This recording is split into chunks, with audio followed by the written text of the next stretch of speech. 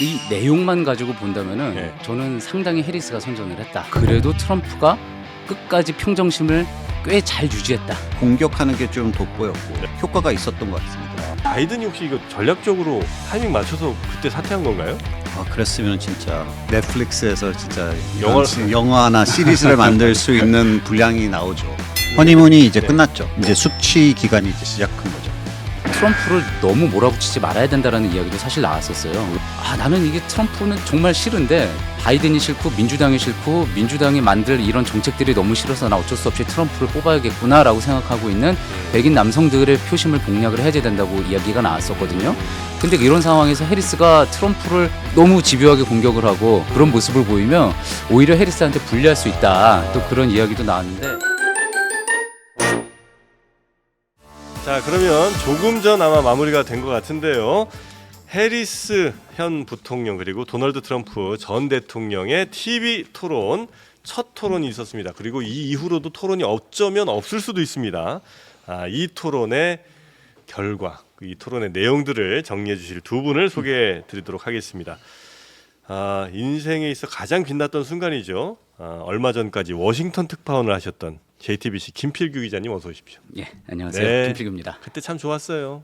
좋았습니까? 워싱턴 생활. 워싱턴 생활이 네, 좋았잖아요. 힘들었습니다. 힘들었어요? 예, 밤낮이 바뀐 삶이기 때문에 그렇습니까? 예, 마냥 네. 그렇게 좋은 생활만은 아닙니다. 4년 동안 미국에서 재밌게 지내다 오셨습니다. 자, 그리고 미국 대통령 선거만 평생 연구하신 루거 센터의 폴공 선임 연구원님 어서 오십시오. 안녕하십니까? 네, 반갑습니다. 네. 자, 힘 좀 내주시고요. 네. 네, 폴공 이거 이제 이름이신 거죠? 네. 공씨신 거죠? 네, 공시입니다. 이름이 이제 폴. 네, 바오로. 네. 그렇습니다. 네. 루거 센터는 뭐 하는 데입니까? 제가 예전에 미 상원에서 모셨던 루거 상원 외교위원장 네. 소속인 저 연구소입니다. 정책 연구소입니다. 그럼 미국에 있어요? 네, 워싱턴에 있습니다. 근데 왜 여기 지금 계세요? 지금 저기 김필규 기자님이 초대해 주셔서 이렇게 오게 됐습니다. 특별히 모셨습니다. 잠깐 오신 거예요? 네, 잠깐 서울 와 아유, 있습니다. 잠깐 쉬시는 동안 또 이렇게 일하라고 그러시고. 김필규 기자님 너무 하신다 그죠? 대단하십니다. 네, 대단합니다. 미국에 있을 때 굉장히 취재가 어마어마했죠, 우리 김필규 기자님. 그럼요. 네. 지난 대선부터 시작해가지고 네. 되게 취재를 열심히 하셨죠. 바이든 대통령이 한국에서 그래도 믿을 수 있는 기자는 김필규 정도다라는 말기도 아마 사석에 사셨죠? 그렇죠. 예, 알겠습니다. 아마도 그랬을 겁니다. 제가 미국의 워싱턴 생활 즐거운 생활을 그렇습니다. 한다고 했을 네. 때 같이 이제 상당히 즐겁게 해줬던 네, 두 분에 대한 이야기는 이 파트너입니다. 정도까지 하고요. 예. 네, 이제 트럼프와 해리스 예. 대선 토론 일단 누가 이겼습니까? 두 분의 평가 한번 들어보겠습니다. 저는 일단 이 내용만 가지고 본다면은 네. 저는 상당히 해리스가 선전을 했다. 해리스가 선전했다? 예, 카말라 해리스가 선전을 했다라고 저는 평가를 좀 할 수 있을 것 같고요. 네. 뭐 뒤에 가서 이제 더 길게 또 얘기하겠지만 그래도 트럼프가 끝까지 평정심을 꽤 잘 유지했다. 생각한 거에 비해서 해리스가 계속 자극을 했거든요. 도발을 네. 하고 트럼프를 흥분시키려고 그랬는데 한 몇몇 대목에서는 흔들리는 부분이 있었지만 네. 그래도 트럼프가 잘 평정심 버텼습니다. 유지했다. 예. 해리스는 선전했다. 예. 애매한데요. 혹시 폴공님께서 보실 때는 어떻습니까? 저도 동의합니다. 저기 해리스가 진짜 우세였다고 생각하고요. 해리스가 우세예요. 네, 오. 저기 좀 그리고 지난 일주일 동안 피츠버그에서 준비 기간 그 연습한 게 다 보였고, 네. 그리고 사실 현직 치고는 공격형이었거든요. 예, 해리스가 예, 보통 현직이면 수비하는 그런 차원이잖아요. 근데 공격하는 게 좀 돋보였고 네. 전략이었고 그래서 네. 효과가 있었던 것 같습니다. 해리스의 공격이 꽤 효과 있었던 게 좀 있었고, 그리고 트럼프는 그러면 그 방어하는 데 있어서 그렇게 썩 효과적이진 않았나요? 아니면 이 보니까 네. 아마 저기 기자님도 동의하시겠지만 약 올리는 멘트를 해리스가 많이 썼어요. 약을 올려요? 이분을 네. 뭐 질문을 받아가지고 2분 정도 지어주면은 네. 대답은 하긴 하지만 약 올리는 멘트부터 먼저 어떻게 시작하더라고요. 뭐 이렇게 손으로 이렇게 뭐 손까지는 아니면 그냥 그냥 애벌레 만나는 거? 트럼프의 분노를 그냥 폭발시킬 수 있는 예를 멘트를 들면 그런 내용들이 좀 있었어요. 거짓말쟁이 뭐 이런 거? 뭐 그렇게까지 노골적으로 얘기는 네. 하지 않았는데 그 해리스가 검사 출신이어서 그런지 상대방의 감정을 이렇게 가지고 논다라는 느낌이 있었던 또 대목 중에 하나가 네. 전세 네가 외교를 되게 잘 못한다. 트럼프 대통령일 때 네, 지금 네. 봐라. 전 세계 지도자들이 다 너를 놀린다. 너를 가지고 아까 뭐 그런 표현이 또 하나 있었죠. 무슨 그렇죠. 표현이 있었죠? 그리고 또 하나는 측근들 수석 예. 경제 예, 일기 예. 때 수석들이 너를 비판하고 책까지 썼다 하면서 너랑 같이 일하던 애들 다 네, 지금 너 놀리고 있지 않냐. 다 비판하고 있다. 부통령부터 시작해가지고 아, 그러니까 약 올리는 멘트를 하면서 이제 그걸 못 참아서 트럼프는 네. 뭐 외워둔 뭐 대답 같은 거 있었어도 못 하고 그거부터 이제 분노가 터지니까 네, 그거부터 분노가 터졌군요. 네, 그거부터 하더라고 다루더라고요. 표정 관리 조금 잘 안 됐군요. 네, 트럼프가 그게 분명히 근데 신기하게 이제 해리스는 검찰총장 출신이잖아요. 예, 예. 캘리포니아 검찰총장. 근데 네. 좀 뭐라고 그러지? 배심원 앞에서 말하는 건 되게 준비돼 있는데 네네. 진짜 카메라를 배심원처럼 여기고 진행자들은 판사처럼 여기고 일주일 연습한 보람이 있네. 네, 연습한 보람이 진짜 돋보이더라고요. 연습 많이 했다면서요, 해리스가. 네, 일주일 동안 피츠버그에서 뭐 호텔에 갇혀갖고 그냥. 네, 그랬답니다. 예, 무슨 수능 출제위원도 아닌데 호텔에 갇혀갖고 계속 그 토론회 연습했다고. 네. 좋습니다. 그러면 그 토론에서 뭐 이슈들이 여러 개 있었을 텐데 주요하게 다뤘던 이슈들이 뭐였습니까?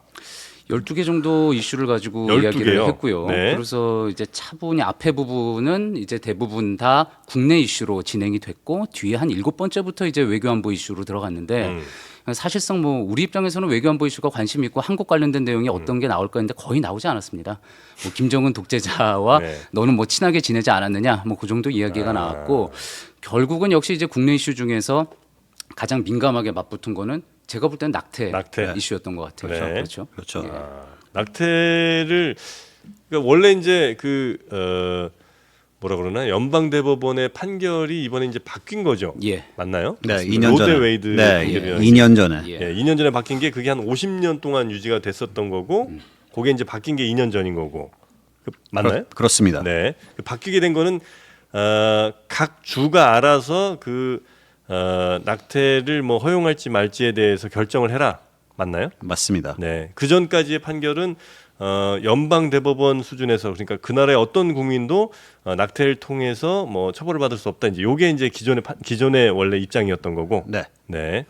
자, 그래서 어떻게 양쪽의 입장이 갈렸고 또 누구의 조금 더 설득력 있는 주장이 있었습니까?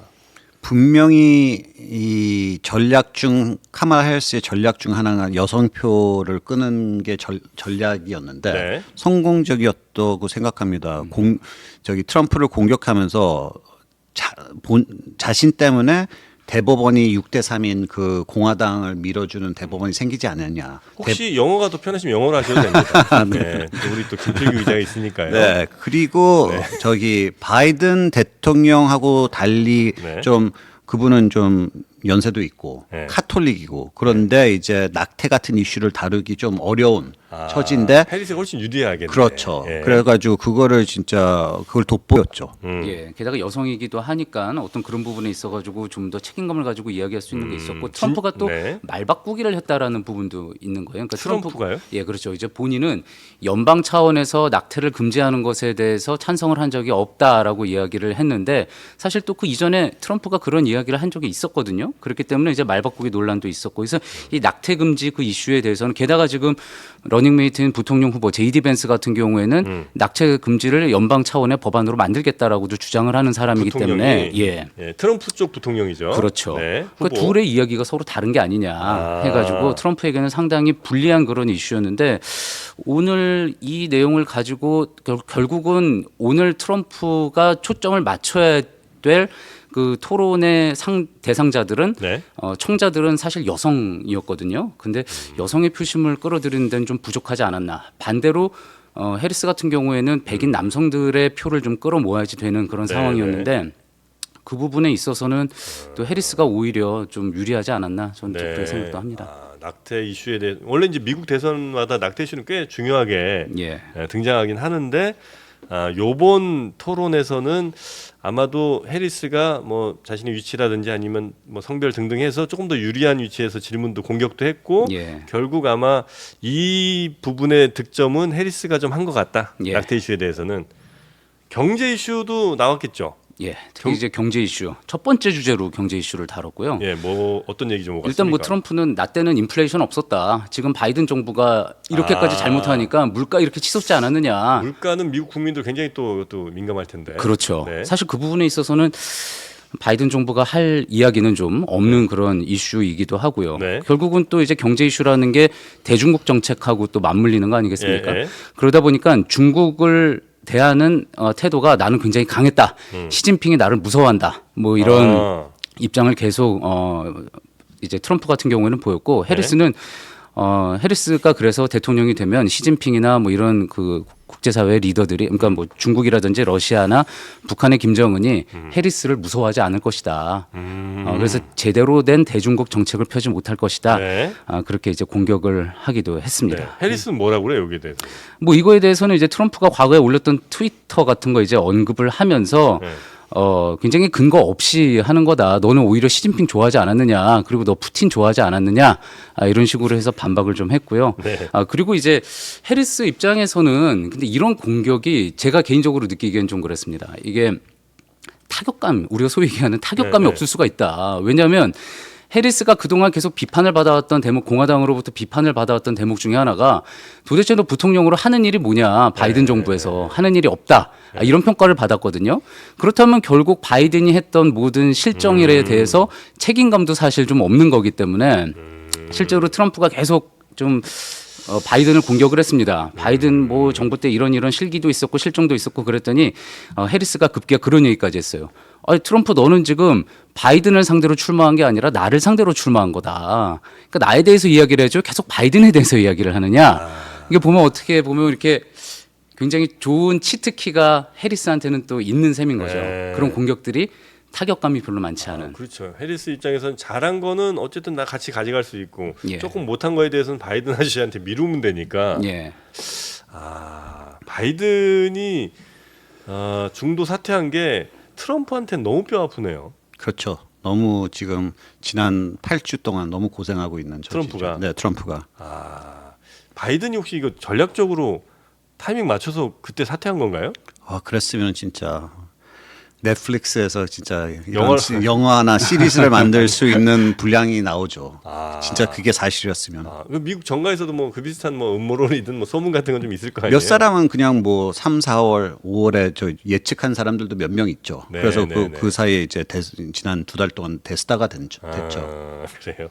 결과적으로 네. 지난번에 이제 바이든이 그러니까 이 모든 사태가 시작된 거는 말씀하셨듯이 6월 말에 있었던 바이든과 트럼프의 토론에서 바이든이 너무 못했잖아요. 네. 그러면서 이 모든 게 시작되지 않았습니까? 맞아요.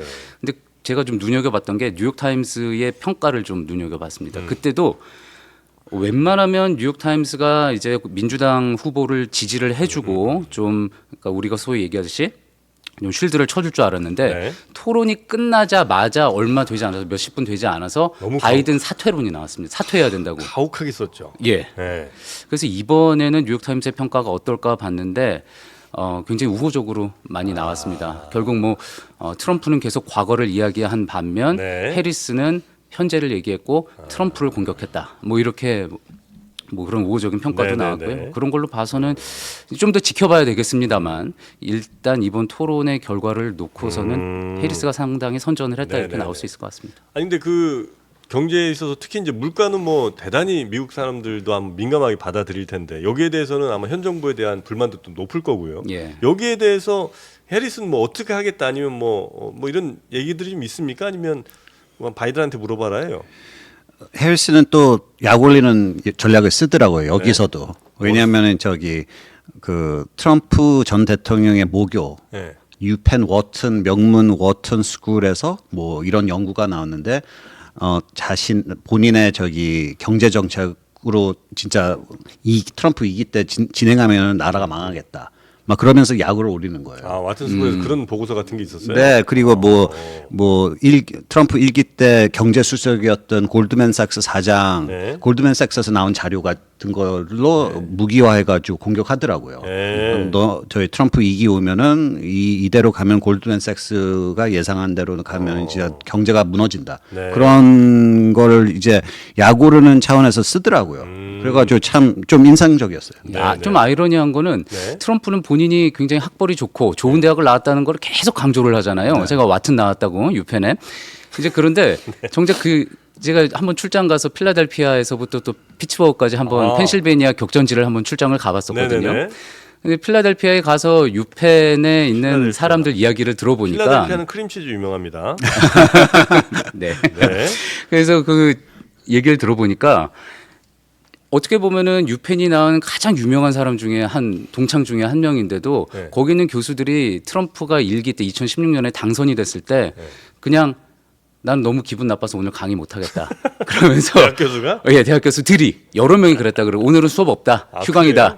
아, 그렇게 할 정도로 유펜 안에서는 어허. 아, 같은 동문이지만 반응은 별로 좋지 않다 그러더라고요. 어떻게 그래요? 보면 트럼프가 굉장히 자랑스럽게 생각하는 부분인데도 그렇죠. 좀 그런 모순된 부분이 있어요. 그리고 유펜 대학도 그 자체가 부끄러웠던지 예. 저기 트럼프 일기 때 저기 바이든 이름 앞으로 센터를 지어줬어요 유펜에서. 아, 그래가지고 그거 트럼프가 바이든 네. 동문도 아닌데. 네, 동문도 아닌데 그걸 어느 정도 숨기기 위해서 트럼프가 저기 졸업생이라는 걸 숨기기 위해서 진짜요? 바이든 이름 앞으로 저기 센터도 세우고 또 바이든은 저기 대통령 시절에 네.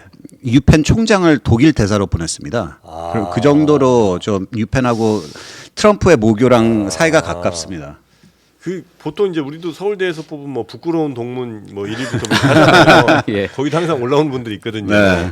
아 근데 트럼프는 아마 유펜 학생들이 저 부끄러워하는 아마 이런 사람으로 꼽힐 가능성이 높겠군요. 그게 오늘 이제 또 사실 그 토론회를 했던 장소 자체가 또 펜실베니아 그리고 아. 필라델피아였잖아요. 그 네네네. 상징성도 저는 있다고 보고 방금 이야기한 그런 식으로 이제 왜 유펜 학생들은 그러느냐 하는 그 부분에 대해서도 다 이렇게 맥이 닿는 얘기인데 네. 펜실베니아를 보면은 오른쪽 끝에 있는 필라델피아하고 왼쪽 끝에 있는 피츠버그하고 그리고 대도시에만 민주당 성향이고 가운데는 완전히 성향이 다르거든요.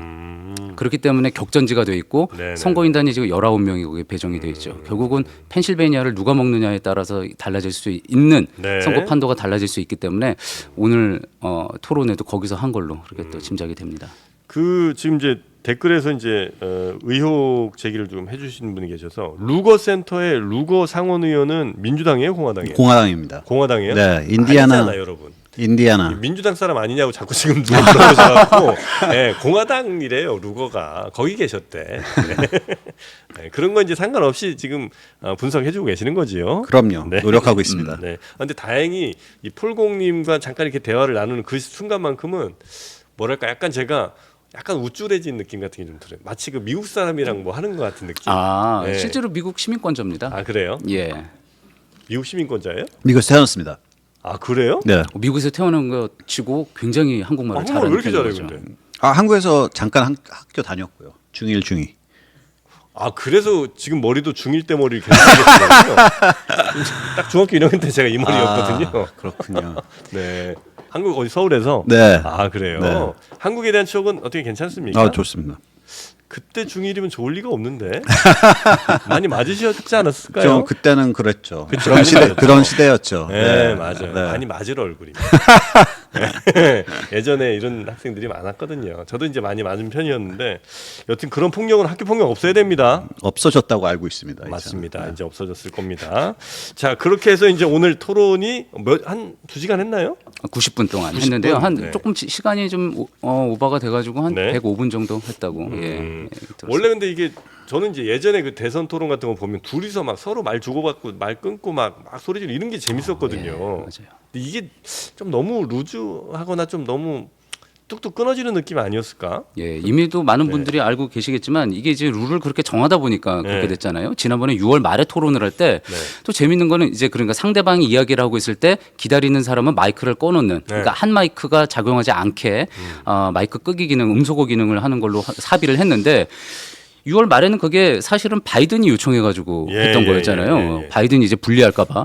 근데 오히려 이번에는 해리스 쪽에서 그걸 하지 말자. 그러니까 해리스 서로 쪽에서 얘기하자. 서로 얘기할 수 있게 하자. 예, 예. 그랬더니 오히려 트럼프 쪽에서 아니 나 음소거 기능을 하자 이렇게 이야기를 했던 거죠. 그러니까 그만큼 네. 해리스 입장에서는 그동안 계속 그랬어요. 2016년 대선 때도 그랬고 2020년 대선 때도 그렇고 상대방이 이야기할 때 저는 가장 인상 깊은 아직도 기억이 나는 그 장면 중에 하나는 그게 또 이제 그 미국 SNL에서도 계속 이제 패러디가 되기도 했지만 힐러리 클린턴이 이야기하고 있는 동안 트럼프가 뒤에 가서 막 뭐 아니라고 막 이러고 포즈를 취하고 네네네. 그리고 심지어 클린턴이 이야기하고 있는데 그 자기 마이크를 통해서 이거 뭐 이런 유튜브니까 얘기도 되죠. 뭐 such a nasty woman 그러면서 뭐 그런 욕을 막 하기도 하고 모욕적인 언사 예. 발언들도 하고. 그래서 이제 그런 거를 해리스 입장에서는 오히려 트럼프가 그런 모습을 보여주게 유도를 하고 싶었던 거죠. 트럼프가 지난 6월 말 이제 바이든하고 토론을 할 때 굉장히 성공적이었다고 평가를 받는 것 중에 하나는 트럼프가 이제 어른스러운 모습을 보여줬다. 침착했어요. 침착했다. 네네. 그런 평가를 받았기 때문에 이번엔 좀 자극을 하고 싶어서 오히려 한 마이크를 켜놓자. 이야기를 했었는데 결국은 받아들여지지 않았고 지금 네. 말씀하신 것처럼 탁탁탁 정형화된 모습. 어떻게 보면은 이게 미국 대선 토론회가 네. 약간 한국 대선 토론회처럼 좀 이렇게 기계적인 그런 네. 균형을 맞추는 모습으로 되긴 아이, 했습니다. 재미없는데 그렇게 하면. 네. 미국 시청자들도 좀 그런 거 원하지 않아요? 아닌가? 뭐 방송사에서는 그걸 원하겠죠. 네, 시청률 그렇죠. 올리는데. 근데 그럼에도 불구하고 해리스가 굉장히 이렇게 공격을 아까도 이제 폴공도 이야기했지만 좀 자극적으로 막 이렇게 놀리기도 잘하고 그래서 좀 흥분을 하기는 했습니다. 그리고 네, 또 네, 하나는 네, ABC 앵커들이 했었던 그 데이빗 묘라고 굉장히 잘생긴 그 메인 앵커인데 그 앵커가 중간중간에 트럼프가 틀린 이야기를 하는 거에 대해서 팩트 체크를 좀 해줬어요. 너 이건 아니지 않냐. 너 이거는 사실과 다르지 않냐라고 네네네. 이야기를 하니까 트럼프가 더 화가 났죠. 그렇지 않아도 ABC에 대해서는 조작 방송하는 곳이라 그래서 별로 이렇게 기분이 좋지 않은데 그러다 보니까 토론회가 진행되는 그 중간에 장남이죠. 도널드 트럼프 주니어가 트윗을 올려가지고 지금 ABC의 앵커가 토론을 해킹하고 있다. 그러니까 막 방해를 하고 있다. 끼어들고 있다. 이렇게 비난을 하기도 했다고 합니다. 예. 근데 전체적인 지금 현재 판세를 쭉 보면 해리스가 일단 상승세를 쭉 끌고 가다가 약간 이제 정체기에 온 거죠. 허니문이 이제 네. 끝났죠. 허니문이 끝났고 이제 숙취 기간이 이제 시작한 거죠. 무슨 기간이요? 숙취, 행어버. 행오버. 술 먹고? 예. 술 먹고. 숙취 기간이 이제 시작한 거죠. 이제 지난 주서부터. 아 그래요. 네, 그리고 그게 행오버 영화 진짜 재밌었는데. 아, 예. 네. 그리고 여론조사가 이제 반영되기 시작했고요. 네. 그래서 어느 정도 수준으로 지금 현재 둘이 나오고 있습니까? 뭐 수치 같은 거는 대략 지금 누가 조금 더 앞서고 있나요? 근데 오차 범위 내에서 그래도 해리스가 뭐 약간은 앞서는 걸로 나오기도 하고요. 뭐 네. 뒤집히는 결과도 나오기도 하는데 사실상 이 격차보다는 더 나야지 안정권이라고 민주당에서는 좀 안심을 할 수 있는데 네. 예를 들어서 전국 투표 그러니까 전국 여론조사에서 예전에 2016년에도 힐러리 클린턴이 한 1.5% 정도 포인트로 앞서고 있었는데 네. 결국 선거인단 선거에선 졌잖아요. 근데 지금은 한 1% 포인트에서 한 3% 포인트 정도 앞서는 수준이라 그러더라고요. 그러니 그리고 지난번 바이든 선거 때는 전국 선거에서 한 4% 포인트 정도 차로 바이든이 앞선 상황에서 결국은 선거인단도 가져간 거고. 그러니까 4% 포인트하고 1% 포인트 차 지금 중간 정도에 딱 위치하고 있으니까 좀 안심하기 힘든 좀 불안한 상황이라고 보는 거죠. 근데 전국적인 지지율보다는 그 핵심 그 3개, 5개 뭐 이 정도 되는 7개 일곱 스윙 개. 스테이트가 있다고 예, 봅니다. 그 거기에서 누가 이기느냐가 제일 중요한 거잖아요. 그렇죠. 맞습니다. 예, 거기는 지금 여론조사 결과가 어떻게 전국이랑 비슷하게 나와요? 아니면 조금 다릅니까? 거기도 지금 막 흔들리고 있습니다. 흔들리고 있죠. 예, 네. 7개 중에 예. 3개가 로스트벨트라 그래가지고 이제 로스트벨트 어디죠? 뭐 펜실베니아하고 그다음 미시간하고 미시간. 예 위스콘신하고 이렇게 3개를 하고 그다음에 4개를 썬벨트라 그래서 뭐 또 이제 조지아하고 노스캐롤라이나하고 네바다하고 뭐 이런 데를 이제 하는데 거기가 지금 왔다 갔다 하고 있는 모양이에요 아직도. 네, 네. 예, 그래서 어느 하나가 이제 완전한 우세를 점하고 있다고 보기 힘들고 네. 그 중에 펜실베니아가 가장 중요하다고 봐야 되겠죠 아무래도. 펜실베니아에서 지금 두 캠프가 전략이 좀 다르게 네. 저기 이기려고 하는데 네. 저기 좀 그것도 좀 살펴봐야 될 것 같고 좀 펜실베니아에서 앞으로 2달 동안 좀 내 후보가 부통령 후보까지 해가지고 좀 많은 시간을 보낼 겁니다. 펜실베니아에서 네. 거기가 지금 몇 명이에요? 그 선거인단이 19. 19명. 다른 주들에 비해서 조금 다른 그 스윙 스테이트에 비해서는 조금 많은 편인 거죠? 제일 많죠. 제일 많죠. 제일 스윙 많아요? 스테이트 7개 중에서는 제일 많습니다. 아 그래요? 네. 꼭 이겨야 되겠네 여기는. 꼭 이겨야죠. 근데 양쪽에 뭐 전략이 다르다는 건 어떻게 다르다는 말이에요? 뭐 카말라 해리스의 전략은 필라델피아 대도시에 그 600만 표를 전략으로 삼고 있고 그리고 트럼프 쪽은 나머지 지방 그 J.D. 밴스 부통령 후보를 앞세워가지고 그 네. 아플레이츠 산맥 그 지방에 있는 거의 300만 명이 되는 그 인구를 지금 그쪽으로 끌어올려고 하죠. 아, 아팔레치아. 우리 아팔레치아라고 배웠습니다. 네, 아팔레치아. 그 산맥이 있죠 거기에. 네, 예. 산맥이. 네. 동네 분위기가 정말 너무 달라서요. 네. 제가 그때 이제 필라델피아에서부터 피츠버그까지 쭉 차를 타고 이제 가면서 네. 현장 분위기를 봤는데 뭐 이야기처럼 뭐 양쪽 끝은 그냥 완전 대도시입니다. 너무 뭐 북적북적거리고 그리고 뭐 흑인들도 많고 그렇기 때문에 이제 필라델피아, 그렇죠. 피츠버그. 필라델피아, 필라델피아. 피츠버그 쪽 둘 네. 다요. 그러니까 이제 카멀라 해리스 입장에서는 그 대도시에 있는 고학력자들 그리고 흑인들 이제 표심을 가져가려고 차라리 아예 해리스는 그래서 그 가운데 지역은 아예 유세를 가지도 않는 것 같아요. 갈 필요도 없고 어차피 여기서는 내 표가 안 나온다. 나는 대도시만 가져오면 된다. 네. 근데 이렇게 저도 이렇게 쭉 차를 타고 가다 보니까 중간에 이제 5시간 걸리거든요. 그래서 중간에 밥을 먹어야 됐겠어가지고 그 근처에서 검색해서 제일 유명하다는 식당을 들어가 봤어요.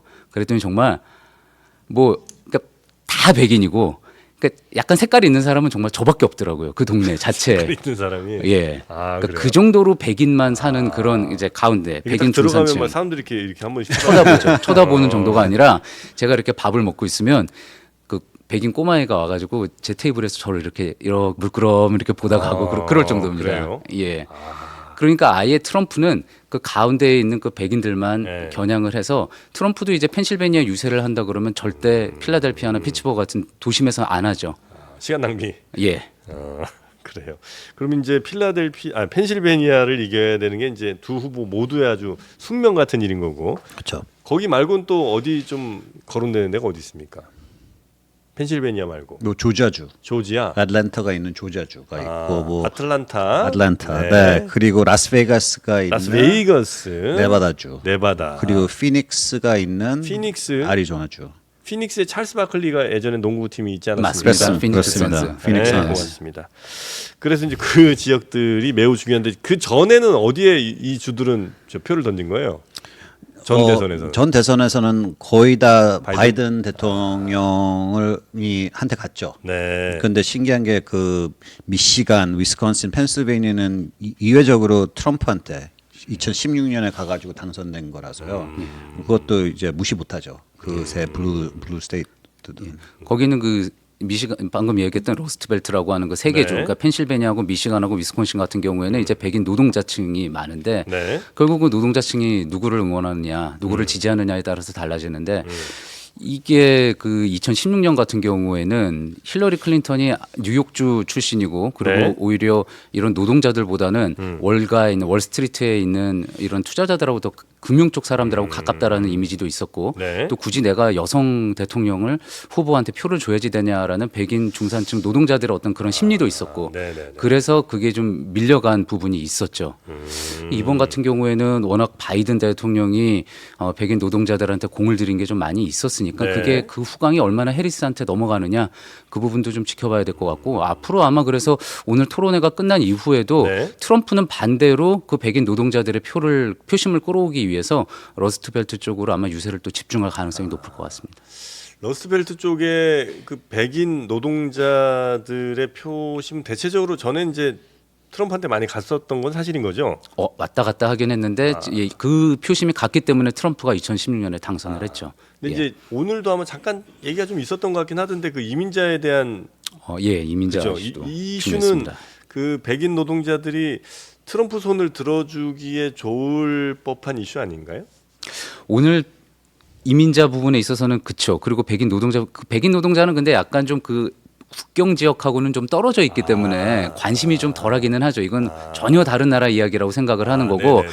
근데 오히려 남부에 있는 백인들한테는 굉장히 민감한 이슈기는 하죠. 백인 유권자들한테는 그래서 오늘 또 굉장히 뭐 재밌는 이야기도 뭐 많이 나왔었죠. 그 이민자 관련해서 이민자들이 뭐 이상한 짓 한다고 뭐. 네, 저기 뭐 음모론을 많이 다루더라고요. 트럼프가? 트럼프가 사실처럼 뭐 오하이오에 있는 이민 지역에서는 뭐 고양이하고 개를 먹는 불법 이민자들이 있다서부터 시작해가지고요. 네. 저기 좀 얼마 전 저기 J.D. 밴스가 트위터에 그거를 해놨거든요. 네. 그거 사실인 것처럼 저기 트윗을 했는데 그런 음모론을 이번 그런 단상에서 쓰더라고요. 그래서 이제 그 이민자에 대한 반감 같은 것들을 더 좀 증폭시키고 예. 예, 약간 좀 공포심 같은 거 좀 만들어서 이제 자기에게 투표를 하게 하려는 전략. 예, 그렇죠. 네. 특히나 이제 트럼프 진영에서는 계속 이민자, 불법 이민자들이 네. 누구를 살인을 했다, 누구를 성범죄를 저질렀다 이런 내용을 그러니까 근거가 있든지 없든지 간에 굉장히 지속적으로 주장을 해왔는데 오늘은 아예 토론회에서 그 IT 출신 불법 이민자들이 네. 그렇게 모여서 그 애완견, 그다음에 반려견 반려묘를 잡아먹는다. 네. 그런 이야기를 펼쳤고 그 중간 중간에 그래서 심지어 앵커가 ABC 앵커가 네. 그거는 근거가 없는 얘기로 밝혀졌다. 근거가 없는 걸로 밝혀졌다. 네. 이렇게 팩트 체크를 하기도 했습니다. 아, 그래요. 자, 그럼 이제 오늘 토론회는 비교적 판정승 해리스 요 정도로 두 분 의견은 모아지는 겁니까? 저는 일단 그러니까 이 내용만 보면은 그렇게 판단을 하는데요. 네. 이게 또 그 부분이 있었습니다. 해리스가 이번 토론에서 조심해야지 되는 부분은 트럼프를 너무 몰아붙이지 말아야 된다라는 이야기도 사실 나왔었어요. 왜냐하면 네. 이미 이 토론회를 보는 5천만 명 정도의 그 시청자들은 상당 부분은 다 자기가 누구를 뽑을지 이미 마음을 정하고 나서 보는 거기 때문에 그렇겠죠. 예. 결국 그러면 해리스가 어디에 초점을 맞춰야 되느냐? 네. 나는 이게 트럼프는 정말 싫은데 트럼프를 정말 내가 경멸하는데 바이든이 싫고 민주당이 싫고 민주당이 만들 이런 정책들이 너무 싫어서 나 어쩔 수 없이 트럼프를 뽑아야겠구나라고 생각하고 있는 백인 남성들의 표심을 공략을 해야 된다고 이야기가 나왔었거든요. 근데 이런 상황에서 해리스가 트럼프를 너무 집요하게 공격을 하고 또 나이든 그 노인을 막 몰아붙이고 그런 모습을 보이면 오히려 해리스한테 불리할 수 있다. 또 그런 이야기도 나왔는데 네네네네. 제가 볼 때는 어느 정도는 선을 지킨 유지를 것 같아요. 했지만 네. 실제 그 유권자들은 아까 말씀드렸던 해당 유권자들은 이걸 어떻게 받아들일까 그거는 좀 봐야지 될 것 같고 트럼프가 또 생각보다 중간중간에 흥분을 하기는 했지만 결국 예. 말려들어서 예. 그래도 끝까지 평정심을. 그 정도면 저는 평정심을 잘 유지한 것 같아요. 그리고 전략적으로 해리스를 한 번도 쳐다보질 않았습니다. 트럼프는 계속 앞에만 보고 이야기를 했어요. 어떻게 보면 흥분하지 않으려고 그랬던 것 같은데 아. 또 그런 부분이 어떻게 작용할지도 토론회 이후에 좀 더 지켜봐야지 될 좀 대목 얼핏 같습니다. 보니까 해리스는 계속 그 트럼프 얘기할 때 트럼프를 바라보면서 약간 노려보기도 하고 웃기도 하고 뭐 이러는데 그렇죠. 예. 트럼프는 해리스 얘기할 때 그냥 계속 카메라만 보고 있는 것 같더라고요. 그렇습니다. 왜 그럴까 생각을 했었는데 그렇게 좀 말려들지 않으려는 그런 의지의 표현일 수도 있겠군요. 예. 네. 자, 그럼 이제 다음 TV 토론은 어떻게 없는 거예요? 아니면 할 수도 있습니까? 어떻게 할 보세요? 수도 있는데 네.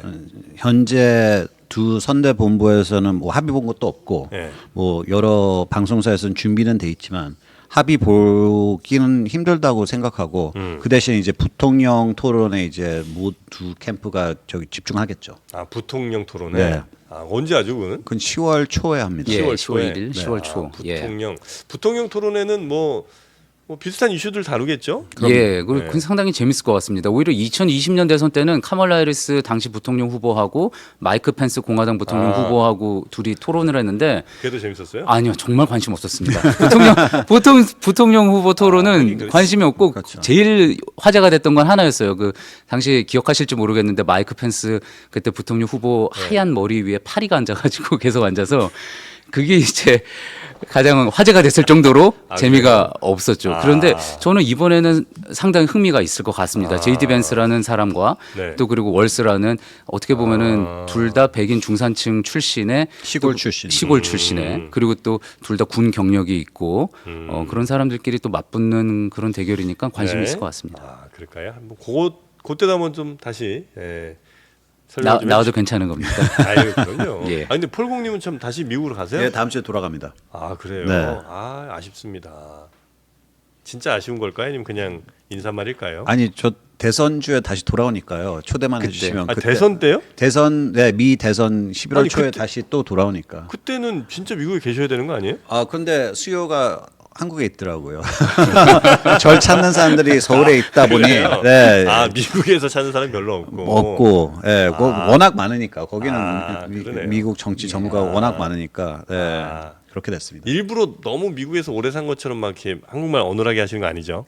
그랬으면은 약간 그런 것 같은데. 알겠습니다. 하여튼 그럼 폴공님은 저희가 다음에 11월 대선에 예. 다시 모시면 될까요? 좀 영광이죠. 알겠습니다. 그럼 시간 좀 비워주시고 네. 우리 폴공님 또 미국 조심히 다녀오시고. 네. 네. 오늘 함께해 주셔서 너무나 감사합니다. 네, 초대해 주셔서 감사합니다. 김필규 기자님도 고생 많으셨습니다. 예, 감사합니다. 네, 고맙습니다. 예.